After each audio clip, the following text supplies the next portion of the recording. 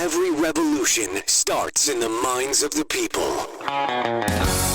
Arm yourself for the war of ideas. Take back your life. Take back your liberty. Tom Mullen Talks Freedom.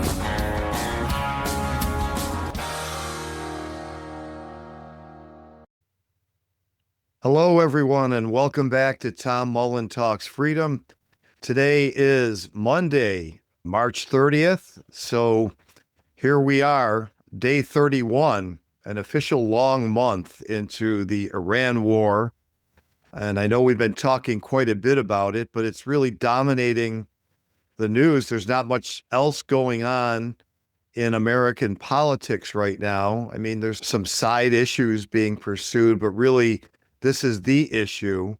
And of course, a very disappointing one for many of Donald Trump's supporters, especially, anybody really who wouldn't just agree with whatever Trump did. Even if he eliminated all tariffs tomorrow and said, here's why I'm doing it, then the people who have defended them from day one would just go along with it and try to convince everybody that, no, he was always against, he always wanted free trade.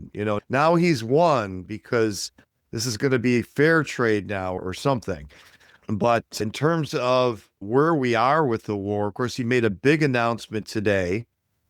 And I just want to recap one of the scenarios I pointed out on the last podcast and my speculation about exactly what was behind the claims that he's talking to someone. He's definitely confirmed one of them. So I said there were three possibilities as far as these negotiations with Iran were concerned. One, he's just making them up and just buying time, realizing he's got himself into a terrible situation, an unwinnable situation for the interests of the United States. Even if you look at the interests of the empire as if they were our interests, you and I, American citizens, which they're not.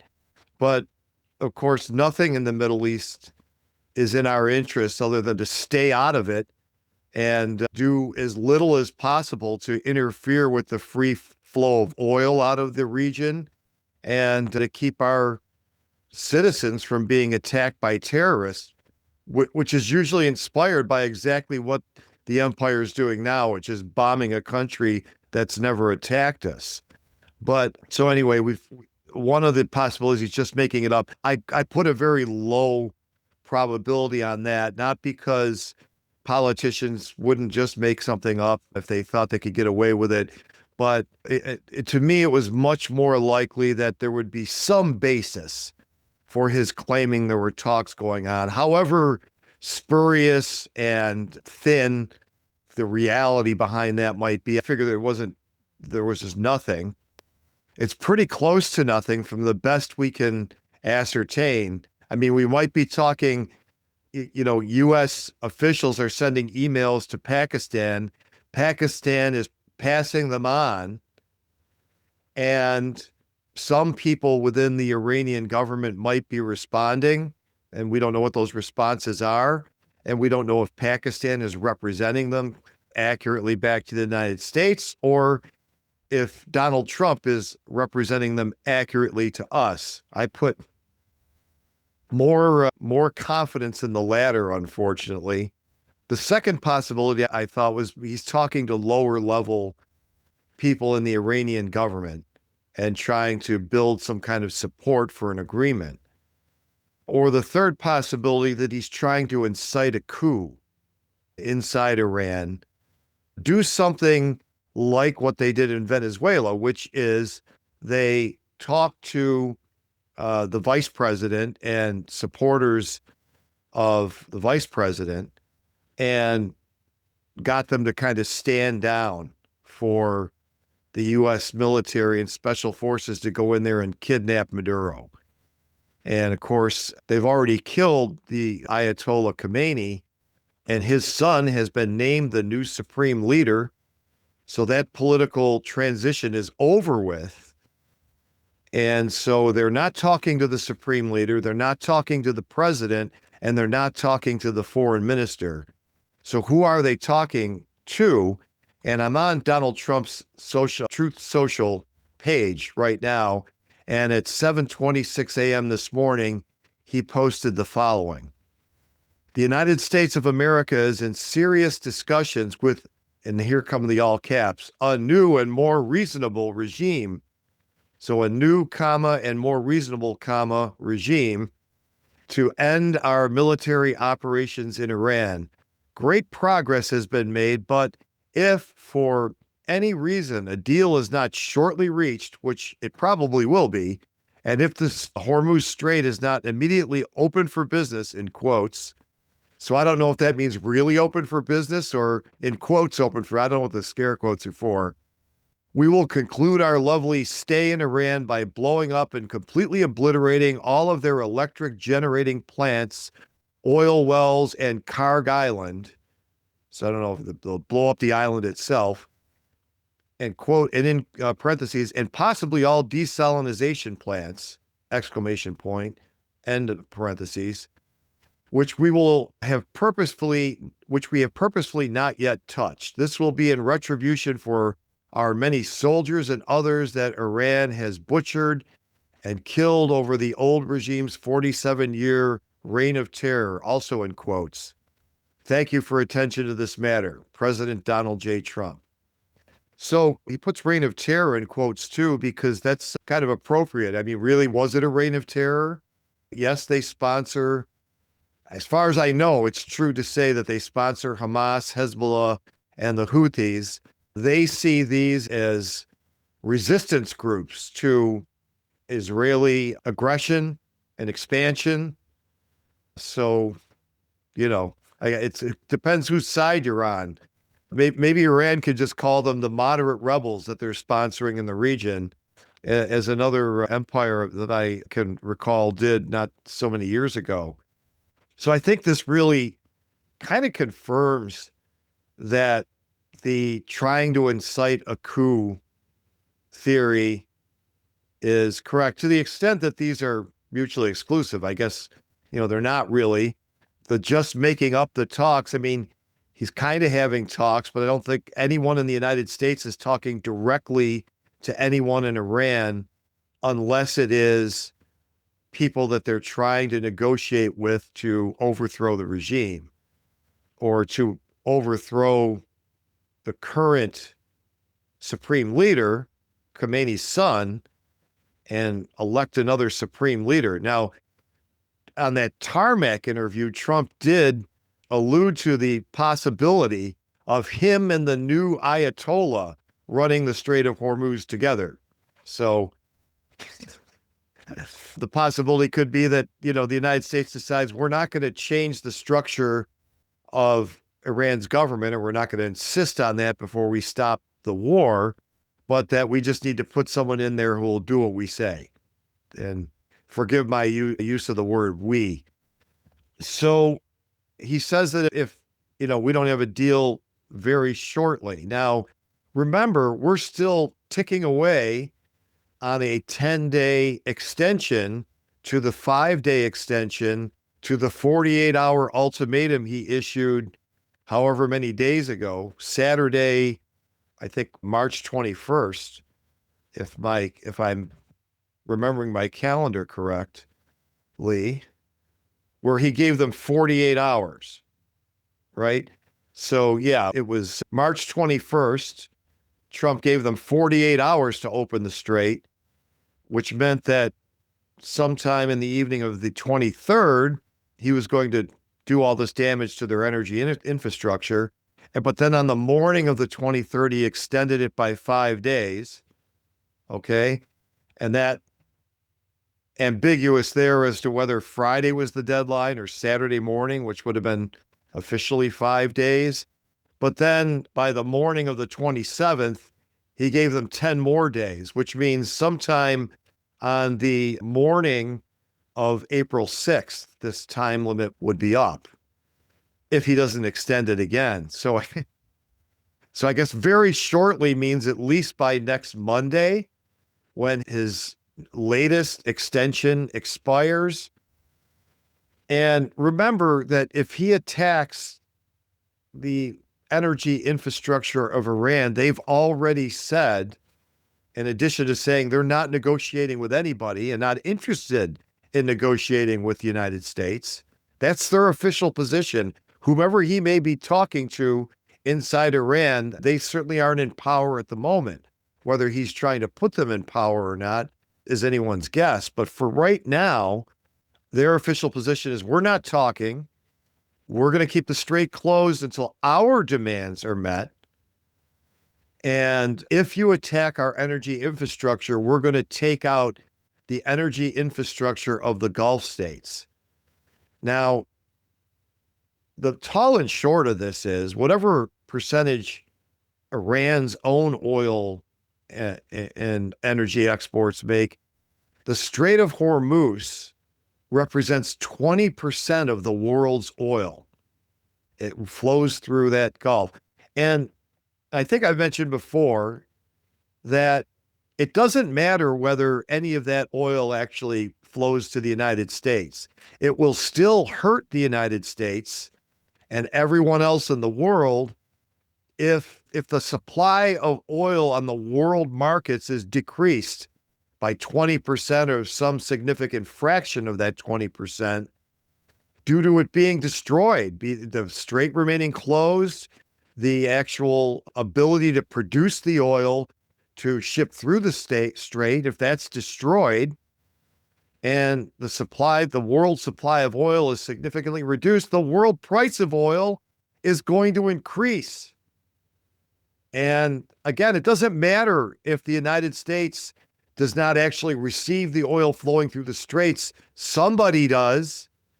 And those people who are currently receiving that oil will now be demanding other oil if they don't get that oil. I mean, it's a world market, okay? And although there's different types of oil, light, sweet, crude, heavy, sour, et cetera, that notwithstanding, within those different categories of oil, it's fungible, okay?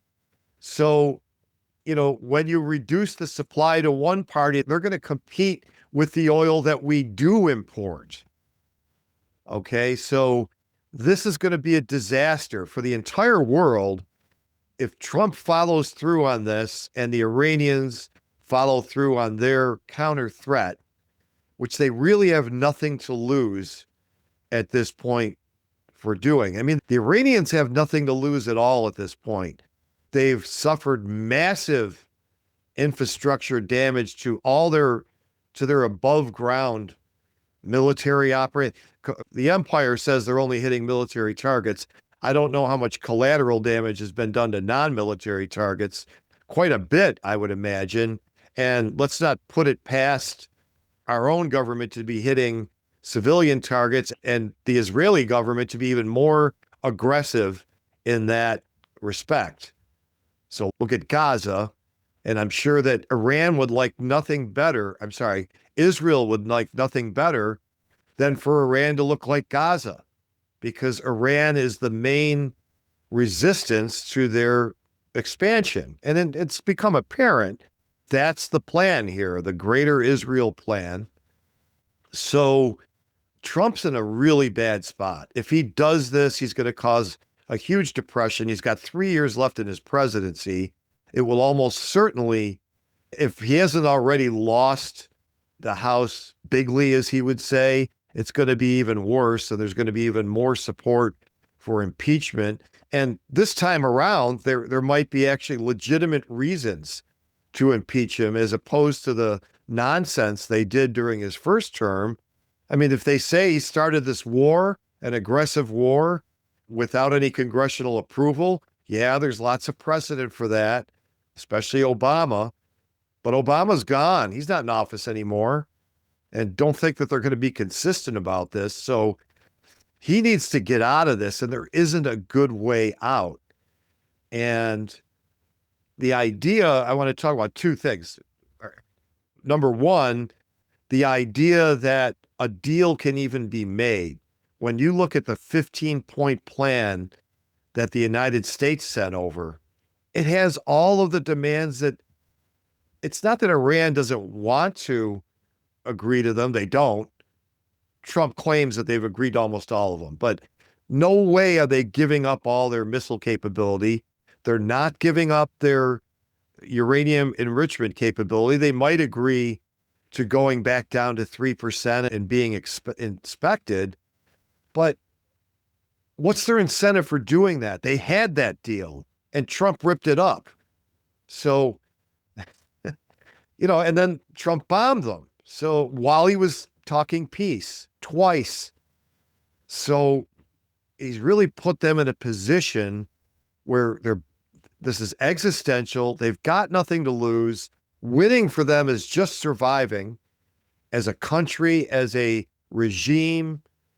And now they're kind of on offense, not like they're going to attack the United States or with troops or their non-existent Air Force, but they're on offense in the negotiations saying, well, we want you out of the region.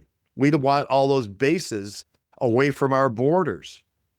We want it be understood we're going to continue enriching uranium for our energy and medical programs and several other demands. So the two parties are so far apart right now. It's kind of like Ukraine and Russia. Russia's not going to give up the territory they conquered. Ukraine's saying no peace unless you even give up Korea. I mean, that boat sailed a decade ago. So I don't think a deal can be made. I don't think Trump can follow through on his threat. I don't think he wants to. I don't think anybody wants him to.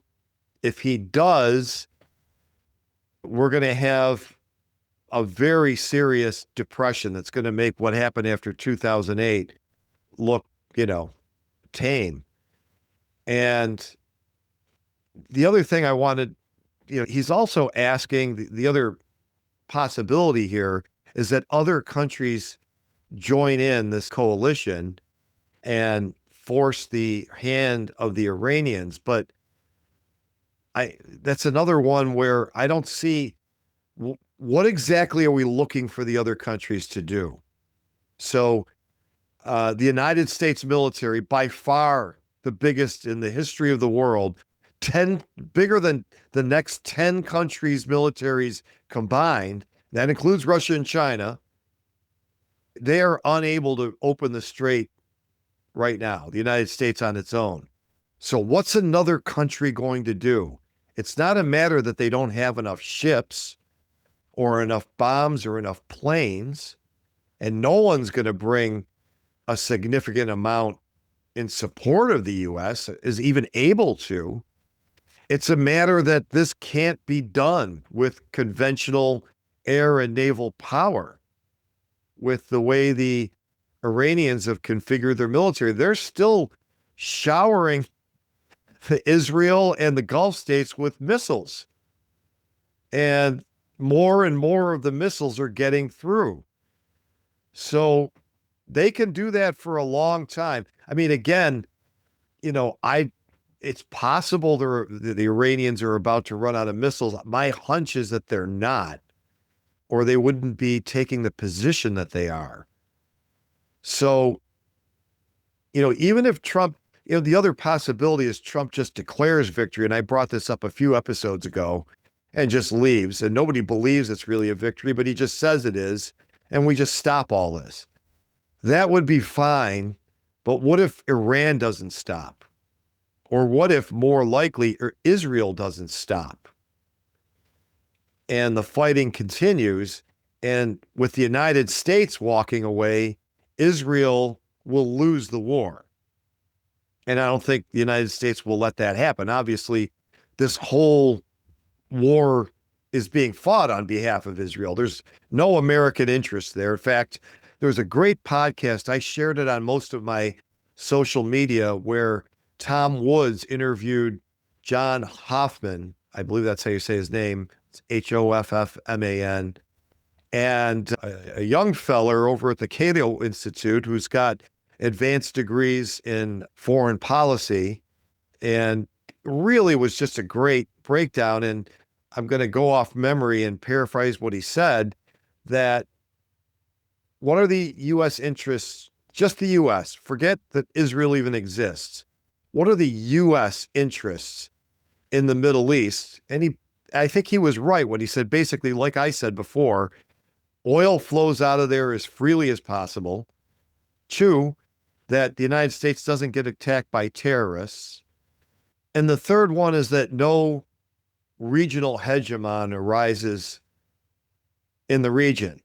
So, and he didn't clarify whether Israel becoming the regional hegemon was against U.S. interests. I think he was mainly saying a different one, like Iran, or, I guess they're the only real possible regional hegemon besides Israel, which to some extent is a regional hegemon, at least as long as the U.S. is backing them. And I'm not so sure that I agree that it really matters to the average American if a regional hegemon did arise in the Middle East. What do we care?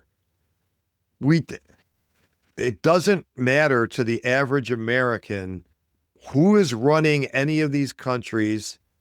As far as their oil is concerned, it doesn't matter if they sell it to us or not.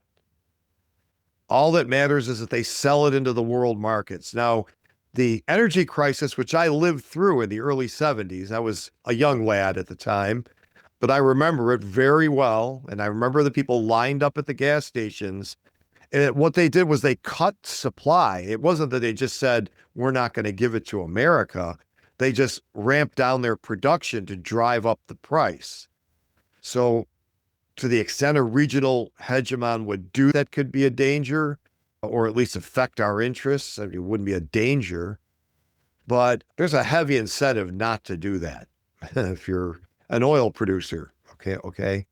So in any case, this war is basically against all of our interests. So number one, it is limiting the supply of oil flowing out of the region. Okay, so driving up the price, as I said before. So it's against our interests there. It is, if anything, it's going to cause more terrorist attacks. The longer it goes on, we've had a few, and, as usual, some mentally ill person who, thinks they're acting on behalf of his Muslim brothers in the Middle East that we're killing. Okay, but, that is what most terrorist attacks are. So non-state actors. So you're going to get more of that. If you remember when we were heavily bombing and then eventually invaded Syria about 14 years ago, we had this huge new spurt in terrorist attacks, including the Boston Marathon bombing. And all those attacks where somebody drove a truck into a crowd and jumped out with a knife. You notice those settled down after we, pulled back, left Afghanistan, and decided to go start a war in Eastern Europe instead? Well, those are going to be back and more. So it's against our interests there. And we're basically supporting the emergence of a hegemon. Now, again, I'm not sure if Hoffman meant that prevent a hegemon besides Israel, but Israel will be the hegemon in the region if Iran is neutralized, destroyed, made like Gaza or Libya, which is, a hellscape now. Do that, and of course, Israel can realize the Greater Israel Project. It's already trying to annex part of Lebanon, and this would stretch all the way to like the border of Iran. I think it includes some or a lot of Iraq, but it doesn't include Iran, the drawings I've seen of it. But of course, it's right up to Iran's border. So Iran would resist that. So this is completely against any conceivable interest the United States would have in the region. And then getting back to this idea that, our allies in the region or our allies in Europe or anyone else is going to come and help us open the Strait of Hormuz, I just don't see that it can be done. I don't see what they're going to do that the massive U.S. military can't do alone. And that's why they're not coming. It's not that they don't want to or wouldn't do it with the empire barking orders at them. It's that there's nothing they can do. They could send a ship in there to get blown up by a rocket that was shot from underground. And everyone said, well, we'll take a pass for now on that. So this is a bad spot. If anything, I'm hoping, and I think the most likely scenario is a week from today or sometime before that, Trump is going to announce another extension. And the only way I see this ending is, well, one of two ways. And I hope the second one. Number one way it could end is that the United States could accept what would be a kind of humiliating deal to get out of this and give Iran, lift the sanctions on Iran and agree that they can keep enriching uranium, not agree that they could have a nuclear bomb. They say they don't want one, but agree that they can keep enriching their own uranium, agree that they can keep their missile program, and just basically agree to all their demands, or most of them. And if you saw that article I wrote, I've put it on the show notes page of a few previous episodes. The emperor is defeated in Persia.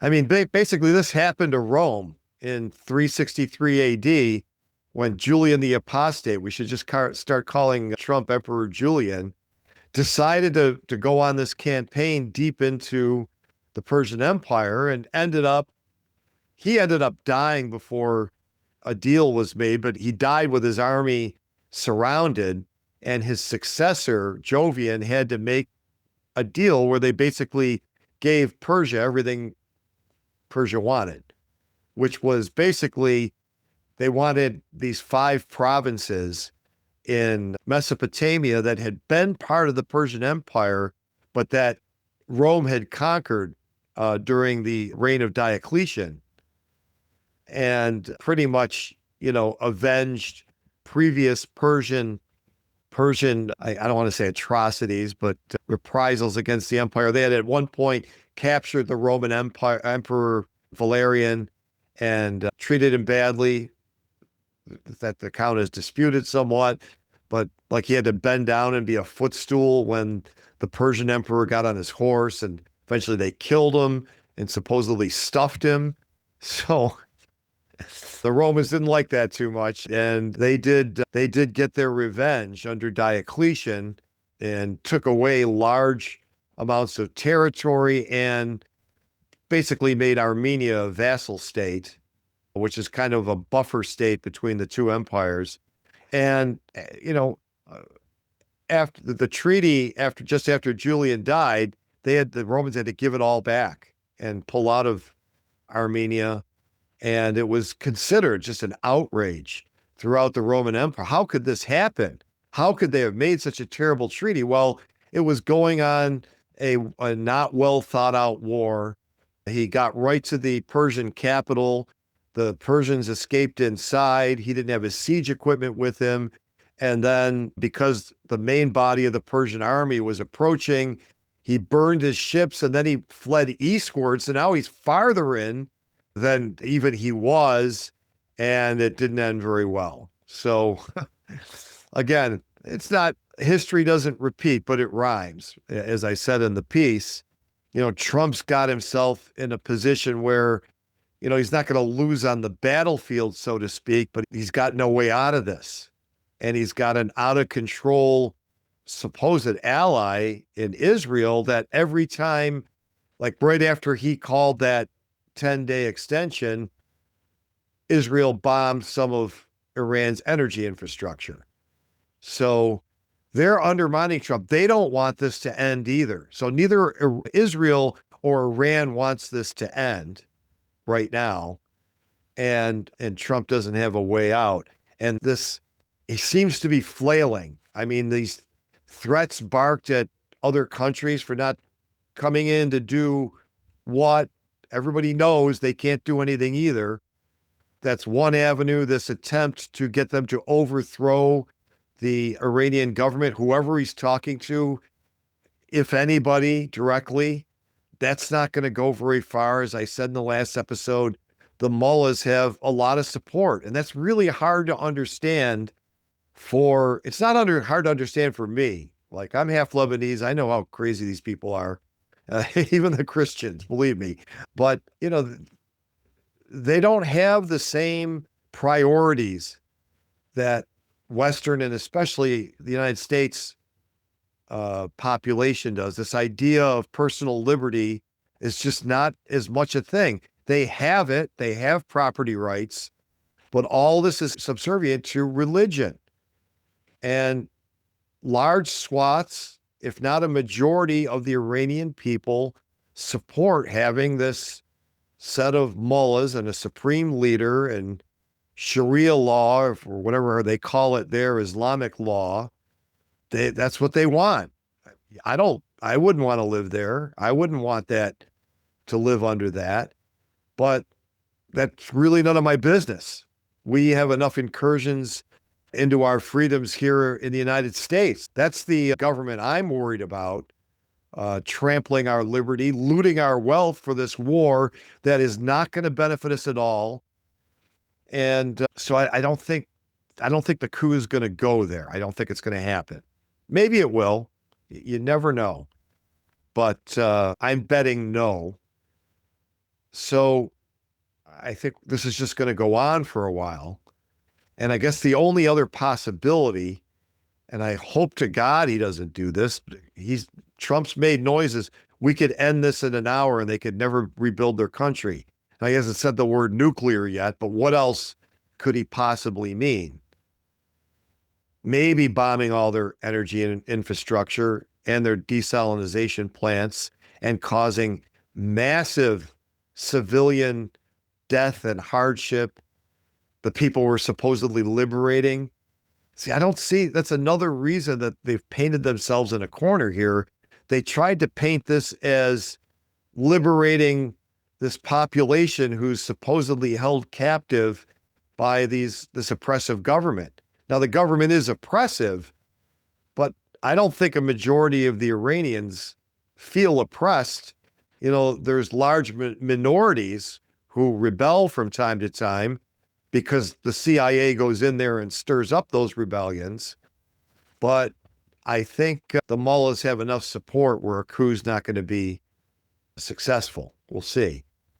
So Monday, we're a week away. It seems like it's been longer because he keeps extending the ultimatums, but my bet is that come Friday or the weekend, he's going to claim the talks have gone even farther, but this is really it. You better agree now, and he'll do another extension. And we'll just have to wait and see. I'm hoping, and that's the best case scenario. It'd be great if he did another extension and said, because the talks are going so well, we're going to stop bombing you. Well, he did say that, but then Israel bombed them. So we're in a bad spot here. It's really ugly. I'm really surprised that on one hand, that he allowed himself to be put in this position, because whether you like his principles or his political positions, he hasn't gotten himself into something this bad in the first, term or the first year of this term. So let's just hope we can get out of it without a global depression or some kind of nuclear exchange and other countries coming in. I mean, there's all kinds of potential for something really bad here, and a very narrow pathway to get out, and that will include agreeing to the Iranian demands. And let me just say at the end, too, there's a few things that have happened, to try to mitigate the rocketing price of oil.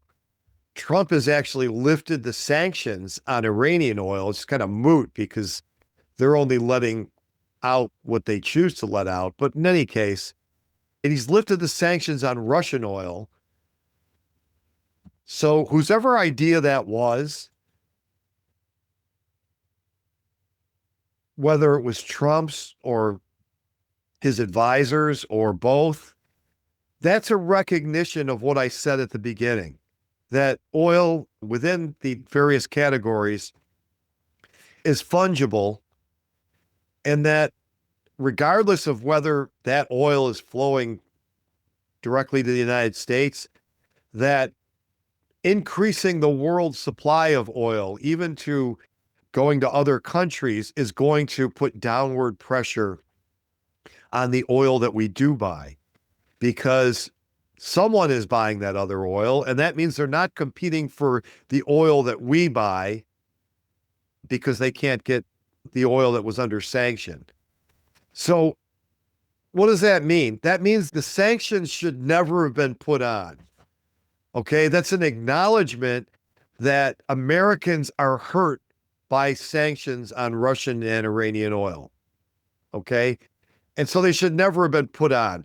What Iran or Russia may be doing in their own countries, and even in a war in Eastern Europe, that's not American interests. I thought it was America first. What's best for Americans?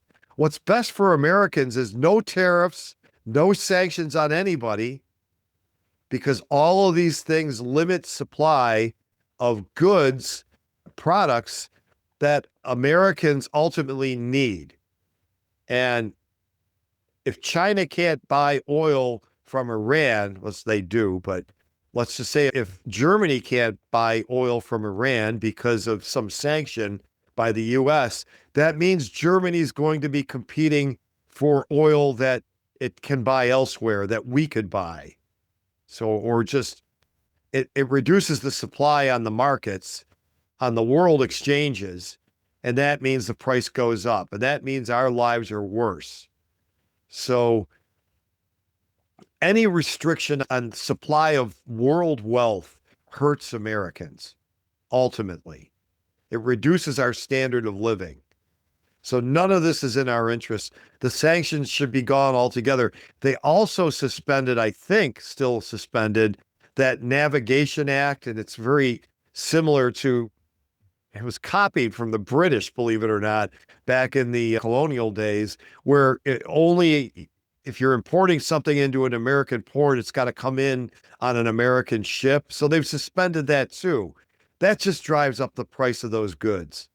Okay, so if we're acknowledging that's going to make things cheaper for Americans, then that should never have been a regulation in the first place.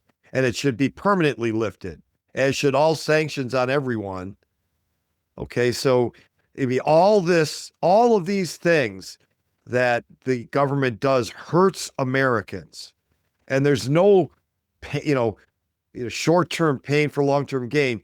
It's been all our lives they've been up to this nonsense, and it's made us poorer all of our lives, as just about everything the government does to us. So this is the last, I didn't want to forget to mention that, as countermeasures, they're actually lifting things that should never have been there in the first place because they make us poorer. And we're getting nothing out of any of this. So Trump ran on America first. I'm going to do what benefits American citizens, regardless of what else is considerations for people in other countries. He's done the opposite with this war and just about everything else he did before the war, all the tariffs, everything. They all hurt Americans. And so there should be a complete reversal. I doubt that lesson is going to be learned, but we'll see. Anything's possible. The glass could still be half full. So let's wait and hope that a week from now, maybe, some kind of a deal is reached, or we just get another extension with a cessation of hostilities. That might be the best we can hope for. We'll see. I want to thank everyone for listening. As always, if you haven't subscribed already to this podcast, you can subscribe on Apple, Google Play, Stitcher, any podcast app. And there's also a video version of this podcast now. It's growing slowly, but you can follow a link from the show notes page and go and watch the video if you like. I've got some other guests coming up. I'll also be appearing on some other podcasts coming up in the coming days and weeks. So I'll keep you apprised of that. And last but not least, go to itsthefedstupid.com, get a copy of my ebook about the Federal Reserve, and you'll be on my email list where you'll get even more free content several times a week. So again, thanks for listening, and I'll see you next time on Tom Mullen Talks Freedom. The war of ideas has only just begun. Arm yourself with the knowledge you need by heading to TomMullenTalksFreedom.com and subscribing to our email list. And remember, every revolution starts in the minds of the people.